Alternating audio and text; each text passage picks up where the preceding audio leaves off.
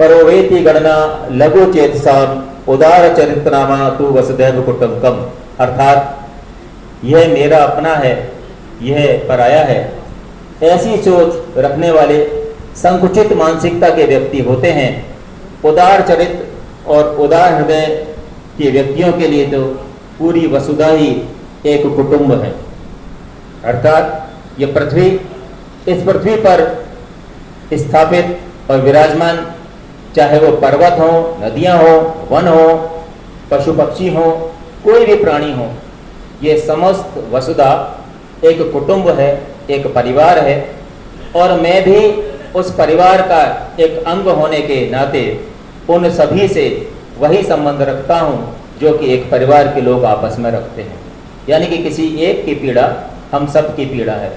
चाहे वो हमारे वनों को यदि क्षति हो रही है तो उसे मैं अपनी व्यक्तिगत क्षति मानूं, चाहे हमारा जल प्रदूषित हो रहा है तो उसे भी मैं मेरी व्यक्तिगत क्षति मानूं, चाहे वायु प्रदूषित हो रही है उसे भी मैं मेरी व्यक्तिगत क्षति मानूं और उसी के अनुरूप उनका उपचार करने के लिए अग्रसर रहूं। तो ये इस प्रकार की हमारी संस्कृति है। हमारे तीज त्योहार, मेले, पर्व इत्यादि ये हमको आपसी भाईचारे और सौहार्द और आपसी सामंजस्य और तालमेल का पाठ पढ़ाते हैं। हमारी संस्कृति सर्वे भवन्तु सुखने वाली संस्कृति है। हम आत्म केंद्रित होने की बात नहीं करते, हम स्वार्थ की बात नहीं करते, हम स्वार्थ केंद्रित नहीं है, हम परहित की बात करते हैं, हम सर्वहित की बात करते हैं। हम कहते हैं कि सर्वे भवन्तु सुखने सर्वे सन्तु निरामया सर्वे भद्राणि पश्यन्तु मा कश्चित् दुख भाग भवे। अर्थात सभी सुखी हों, किसी को किसी प्रकार का कोई दुख नहीं हो। ये लोक हित का मंत्र है। हम सबके हित की कामना करते हैं, हम सौहित की कामना नहीं करते। ये हमारी संस्कृति का अपना एक आधार है। इसके अलावा हमारी संस्कृति बहुजन हिताय और बहुजन सुखाय की बात नहीं करती। हमारी संस्कृति सर्वजन हिताय और सर्वजन सुखाय की बात करती है। हमारी संस्कृति में, हमारे शांति मंत्र में हम पूरे ब्रह्मांड की शांति की कल्पना करते हैं। हमारे शांति मंत्र में कहा गया है, ओम देव शांति रक्षम, शांति है पृथ्वी शांति रापय, शांति रोषधय शांति, वनस्पते शांति, शांतिर्विश्वे देवा, शांतिर्ब्रह्म शांति, सर्व शांति शांति रेवे शांति माँ शांति भरो। अर्थात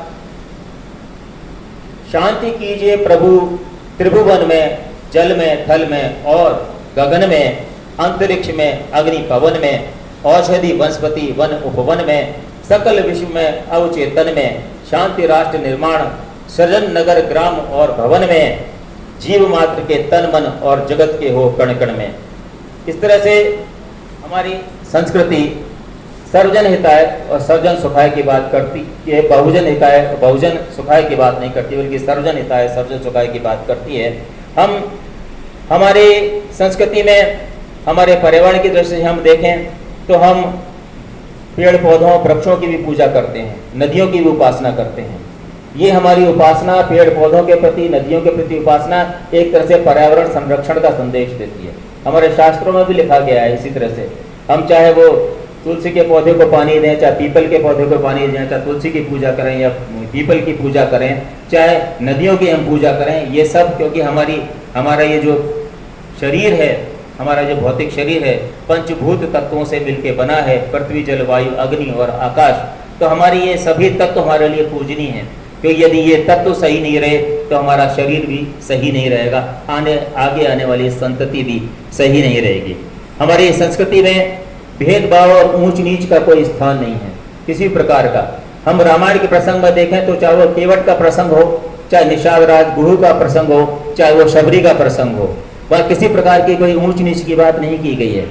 और इस दृष्टि से जब राम के इस तरह के आचरण पे लक्ष्मण ने कभी कोई आपत्ति भी जताई है तो राम ने उस लक्ष्मण की आपत्ति का संतोषजनक जवाब देते हुए हमको सदाशयता का और आपसी सामंजस्य का हमको संदेश दिया है। तो ये हमारी संस्कृति का आधार है।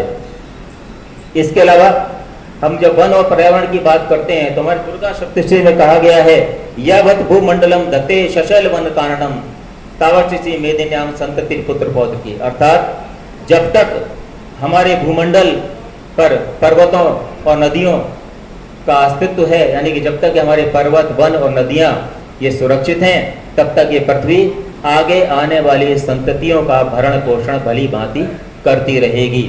अर्थात हम जिसको निर्वहनीय विकास कहते हैं, जो सस्टेनेबल डेवलपमेंट की हम बात करते हैं, तो उस निर्वहनीय विकास का, सस्टेनेबल डेवलपमेंट का आशय यही है कि हमारे जो प्राकृतिक संसाधन हैं, हम हमारे उन प्राकृतिक संसाधनों का उसी रूप में और उसी मात्रा में दोहन और उपयोग करें कि वो हमारी आगे आने वाली संततियों के लिए भी, आगे आने वाली पीढ़ियों के लिए भी सुरक्षित और संरक्षित बचे रहें। तो ये हमारा कर्तव्य है, तो ये हमारी संस्कृति का आधार है।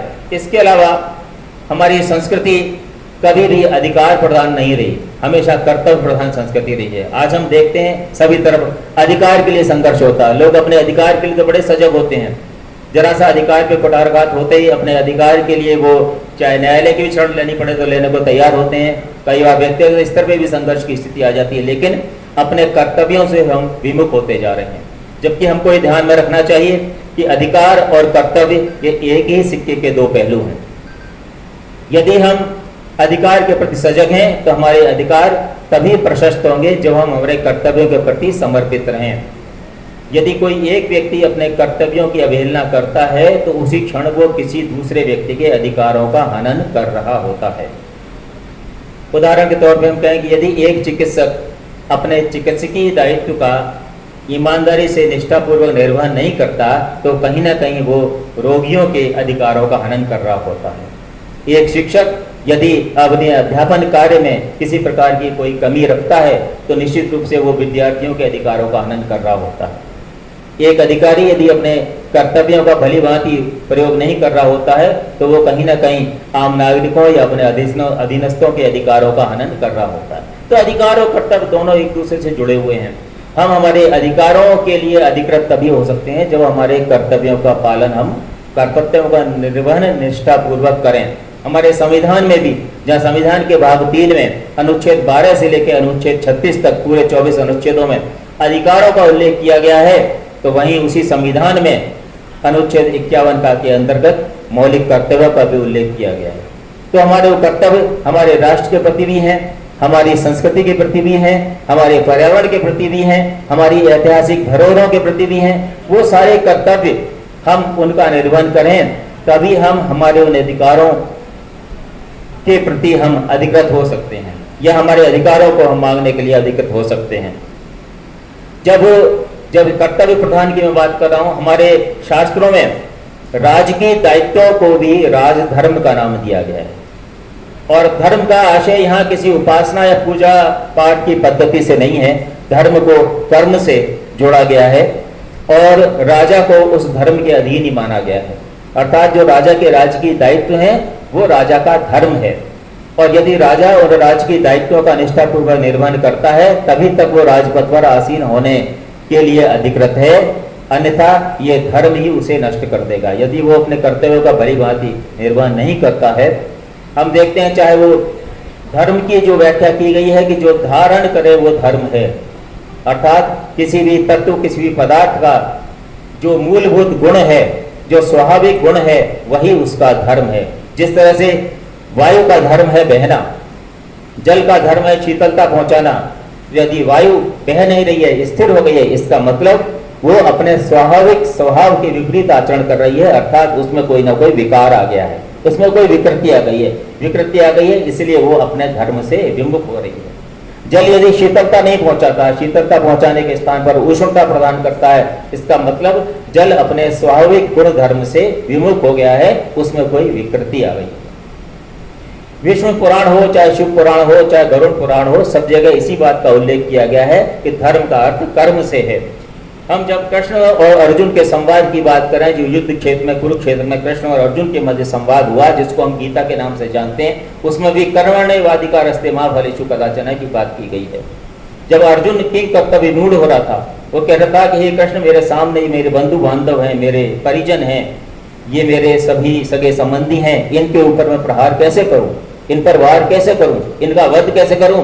तो श्री कृष्ण ने उसको इसी धर्म के माध्यम से कर्म का उपदेश दिया और ये कहा कि तू क्षत्रिय है और क्षत्रिय का धर्म होता है युद्ध भूमि में युद्ध करना और अपने शत्रुओं का संहार करना, और ये आत्मा तो अजर अमर है, शरीर नश्वर है। इस तरह से उन्होंने उनको कर्म का उपदेश दिया और कहा तू क्षत्रिय है इसलिए युद्ध कर और अपने शत्रुओं का संहार कर, यानी कि तू अपने धर्म का पालन कर। तेरा मूलभूत धर्म, तेरा मूलभूत गुण यही है क्षत्रिय होने के कारण कि तुझे युद्ध करना है युद्ध क्षेत्र में और शत्रुओं का संहार करना है।